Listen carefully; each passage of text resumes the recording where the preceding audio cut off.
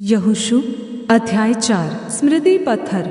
जब उस सारी जाति के लोग यरदन के पार उतर चुके, तब यहोवा ने यहोशू से कहा, प्रजा में से 12 पुरुष अर्थात गोत्र पीछे एक एक पुरुष को चुनकर यह आज्ञा दे, तुम यरदन के बीच में जहाँ याजकों ने पाँव धरे थे, वहाँ से 12 पत्थर उठाकर अपने साथ पार ले चलो, और जहाँ आज की रात पड़ाव होगा वहीं उनको रख देना।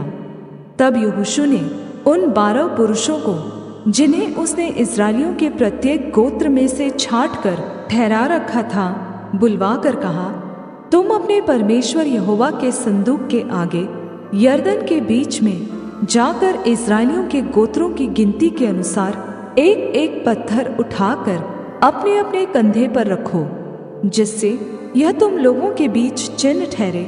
और आगे को जब तुम्हारे बेटे यह पूछें, इन पत्थरों का क्या मतलब है, तब तुम उन्हें यह उत्तर दो कि यरदन का जल यहोवा की वाचा के संदूक के सामने से 2 भाग हो गया था, क्योंकि जब वह यरदन पार आ रहा था, तब यरदन का जल 2 भाग हो गया।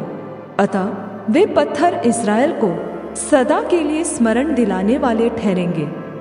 यहोशू की इस आज्ञा के अनुसार इस्राएलियों ने किया, जैसा यहोवा ने यहोशू से कहा था, वैसा ही उन्होंने इस्राएली गोत्रों की गिनती के अनुसार 12 पत्थर यरदन के बीच में से उठा लिए और उनको अपने साथ ले जाकर पड़ाव में रख दिया।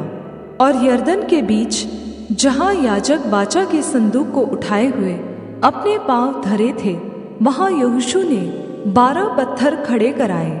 वे आज तक वहीं पाए जाते हैं।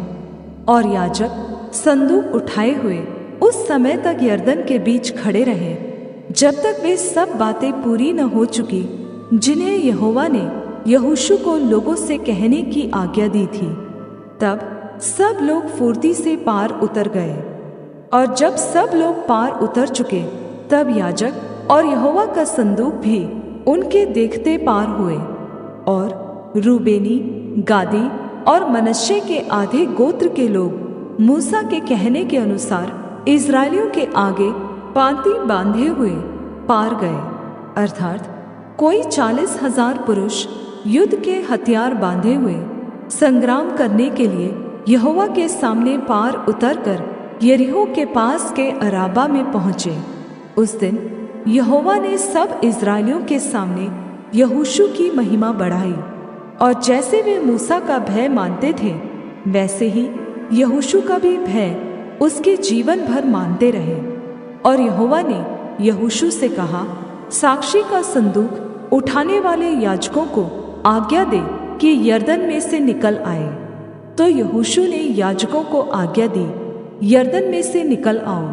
और जो ही यहोवा की वाचा का संदूक उठाने वाले याजक यरदन के बीच में से निकल आए और उनके पाँव स्थल पर पड़े, त्यों ही यरदन का जल अपने स्थान पर आया और पहले के समान तटों के ऊपर फिर बहने लगा।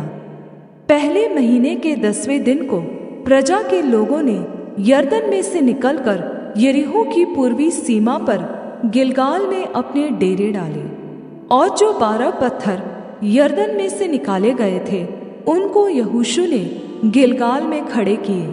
तब उसने इस्राएलियों से कहा, आगे को जब तुम्हारे बाल बच्चे अपने अपने पिता से यह पूछें, इन पत्थरों का क्या मतलब है, तब तुम यह कहकर उनको बताना, इस्राएली यरदन के पार स्थल ही स्थल चले आए थे, क्योंकि जैसे तुम्हारे परमेश्वर यहोवा ने लाल समुद्र को हमारे पार हो जाने तक हमारे सामने से हटाकर सूखा रखा था, वैसे ही उसने यरदन का भी जल तुम्हारे पार हो जाने तक तुम्हारे सामने से हटाकर सूखा रखा, इसलिए कि पृथ्वी के सब देशों के लोग जान ले कि यहोवा का हाथ बलवन्त है, और तुम सर्वदा अपने परमेश्वर यहोवा का भय मानते रहो। यहोशू अध्याय 5। इस्राएलियों का खतना किया जाना और फसह मानना। जब यरदन के पश्चिम की ओर रहने वाले एमोरियों के सब राजाओं ने और समुद्र के पास रहने वाले कनानियों के सब राजाओं ने यह सुना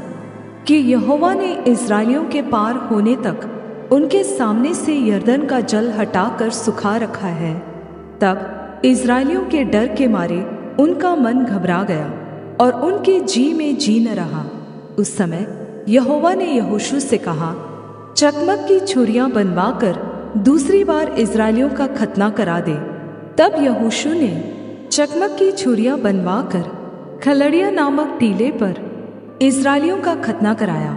और यहोशू ने जो खतना कराया, इसका कारण यह है कि जितने युद्ध के योग्य पुरुष मिस्र से निकले थे, वे सब मिस्र से निकलने पर जंगल के मार्ग में मर गए थे। जो पुरुष मिस्र से निकले थे, उन सब का तो खतना हो चुका था, परंतु जितने उनके मिस्र से निकलने पर जंगल के मार्ग में उत्पन्न हुए, उनमें से किसी का खतना न हुआ था, क्योंकि इस्राएली तो 40 वर्ष तक जंगल में फिरते रहे, जब तक उस सारी जाति के लोग अर्थात जितने युद्ध के योग्य लोग मिस्र से निकले थे, वे नाश न हो गए, क्योंकि उन्होंने यहोवा की न मानी थी। इसलिए यहोवा ने शपथ खाकर उनसे कहा था कि जो देश मैंने तुम्हारे पूर्वजों से शपथ खाकर तुम्हें देने को कहा था और उसमें दूध और मधु की धाराएं बहती हैं, वह देश मैं तुमको नहीं दिखाऊंगा।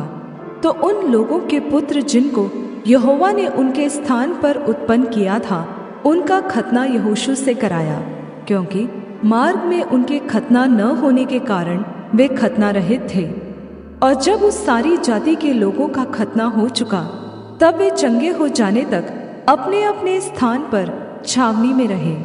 तब यहोवा ने यहोशू से कहा, तुम्हारी नामधराई जो मिस्रियों में हुई है, उसे मैंने आज दूर किया है।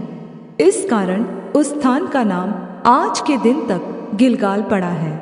सो इस्राएली गिलगाल में डेरे डाले रहे, और उन्होंने यरीहो के पास के अराबा में पूर्णमासी की संध्या के समय फसह माना। और फसह के दूसरे दिन वे उस देश की उपज में से अख़मीरी रोटी और उसी दिन से भुना हुआ दाना भी खाने लगे। और जिस दिन वे उस देश की उपज में से खाने लगे, उसी दिन सवेरे को मन्ना बंद हो गया, और इस्राएलियों को आगे फिर कभी मन्ना न मिला, परंतु उस वर्ष उन्होंने कनान देश की उपज में से खाया। यरीहो का ले लिया जाना। जब यहोशू यरीहो के पास था, तब उसने अपनी आंखें उठाई और क्या देखा कि हाथ में नंगी तलवार लिए हुए एक पुरुष सामने खड़ा है। और यहोशू ने उसके पास जाकर पूछा, क्या तू हमारी ओर का है या हमारे बैरियों की ओर का? उसने उत्तर दिया, नहीं, मैं यहोवा की सेना का प्रधान होकर अभी आया हूँ। तब यहोशू ने पृथ्वी पर मुंह के बल गिरकर दंडवत किया और उससे कहा, अपने दास के लिए मेरे प्रभु की क्या आज्ञा है? यहोवा की सेना के प्रधान ने यहोशू से कहा, अपनी जूती पाँव से उतार डाल, क्योंकि जिस स्थान पर तू खड़ा है वह पवित्र है। तब यहोशू ने वैसा ही किया। यहोशू अध्याय 6। यरीहो का विनाश। यरीहो के सब फाटक इस्राएलियों के डर के मारे लगातार बंद रहे, और कोई बाहर भीतर आने जाने नहीं पाता था। फिर यहोवा ने यहोशू से कहा, सुन, मैं यरीहो को उसके राजा और शूरवीरों समेत तेरे वश में कर देता हूँ। सो तुम में जितने योद्धा हैं, नगर को घेर ले और उस नगर के चारों ओर एक बार घूम आए, और 6 दिन तक ऐसा ही किया करना। और 7 याजक संदूक के आगे आगे मेढ़ों के सींगों के साथ नरसिंगे लिए हुए चले। फिर 7वें दिन तुम नगर के चारों ओर 7 बार घूमना, और याजक भी नरसिंगे फूंकते चले। और जब वे मेढ़ों के सींगों के नरसिंगे देर तक फूंकते रहे, तब सब लोग नरसिंगे का शब्द सुनते ही बड़ी ध्वनि से जय जयकार करें। तब नगर की शहरपना नींव से गिर जाएगी और सब लोग अपने अपने सामने चढ़ जाएं। सो नून के पुत्र यहोशू ने याजकों को बुलवा कर कहा, वाचा के संदूक को उठा लो। और 7 याजक यहोवा के संदूक के आगे आगे मेढ़ों के सींगों के 7 नरसिंगे लिए चले। फिर उसने लोगों से कहा, आगे बढ़कर नगर के चारों ओर घूम आओ और हथियारबंद पुरुष यहोवा के संदूक के आगे आगे चले। और जब यहोशू ये बातें लोगों से कह चुका, तो वे 7 याजक जो यहोवा के सामने 7 नरसिंगे लिए हुए थे, नरसिंगे फूंकते हुए चले, और यहोवा की वाचा का संदूक उनके पीछे पीछे चला। और हथियारबंद पुरुष नरसिंगे फूंकने वाले याजकों के आगे आगे चले, और पीछे वाले संदूक के पीछे पीछे चले, और याजक नरसिंगे फूंकते हुए चले। और यहोशू ने लोगों को आज्ञा दी, जब तक मैं तुम्हें जय जयकार करने की आज्ञा न दूं, तब तक जय जयकार न करना, और न तुम्हारा कोई शब्द सुनने में आए, न कोई बात तुम्हारे मुंह से निकलने पाए। आज्ञा पाते ही जय जयकार करना। उसने यहोवा के संदूक को एक बार नगर के चारों ओर घुमवाया, तब वे छावनी में आए और रात वहीं काटी। यहोशू सवेरे उठा और याजकों ने यहोवा का संदूक उठा लिया, और उन 7 याजकों ने मेढ़ों के सींगों के 7 नरसिंगे लिए, और यहोवा के संदूक के आगे आगे फूंकते हुए चले, और उनके आगे हथियारबंद पुरुष चले, और पीछे वाले यहोवा के संदूक के पीछे पीछे चले, और याजक नरसिंगे फूंकते चले गए। इस प्रकार वे दूसरे दिन भी एक बार नगर के चारों ओर घूमकर छावनी में लौट आए, और इसी प्रकार उन्होंने 6 दिन तक किया। फिर 7वें दिन वे बड़े तड़के उठकर उसी रीति से नगर के चारों ओर 7 बार घूम आए। केवल उसी दिन वे 7 बार घूमे। तब 7वीं बार जब याजक नरसिंगे फूंकते थे, तब यहोशू ने लोगों से कहा, जय जयकार करो, क्योंकि यहोवा ने यह नगर तुम्हें दे दिया है, और नगर और जो कुछ उसमें है यहोवा के लिए अर्पण की वस्तु ठहरेगी। केवल राहाब वेश्या और जितने उसके घर में हो वे जीवित छोड़े जाएंगे, क्योंकि उसने हमारे भेजे हुए दूतों को छिपा रखा था। और तुम अर्पण की हुई वस्तुओं से सावधानी से अपने आप को अलग रखो, ऐसा न हो कि अर्पण की वस्तु ठहराकर बाद में उसी अर्पण की वस्तु में से कुछ ले लो, और इस प्रकार इस्राएली छावनी को भ्रष्ट करके उसे कष्ट में डाल दो। सब चांदी सोना और जो पात्र पीतल और लोहे के हैं वे यहोवा के लिए पवित्र हैं, और उसी के भंडार में रखे जाएं। तब लोगों ने जय जयकार किया, और याजक नरसिंगे फूंकते रहे। और जब लोगों ने नरसिंगे का शब्द सुना, तो फिर बड़ी ही ध्वनि से उन्होंने जय जयकार किया। तब शहरपनाह नींव से गिर पड़ी, और लोग अपने अपने सामने से उस नगर में चढ़ गए और नगर को ले लिया।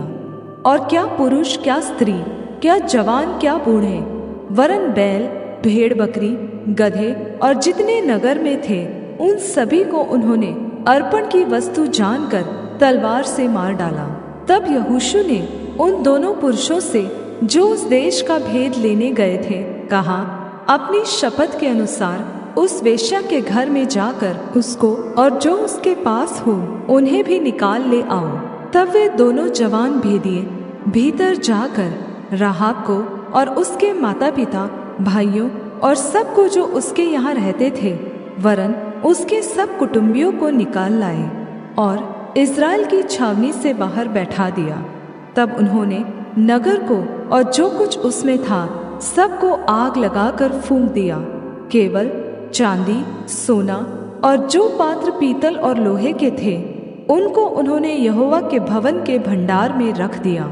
और यहोशू ने राहाब वेश्या और उसके पिता के घराने को वरन उसके सब लोगों को जीवित छोड़ दिया, और आज तक उसका वंश इस्राएलियों के बीच में रहता है, क्योंकि जो दूत यहोशू ने यरीहो के भेद लेने को भेजे थे उनको उसने छिपा रखा था।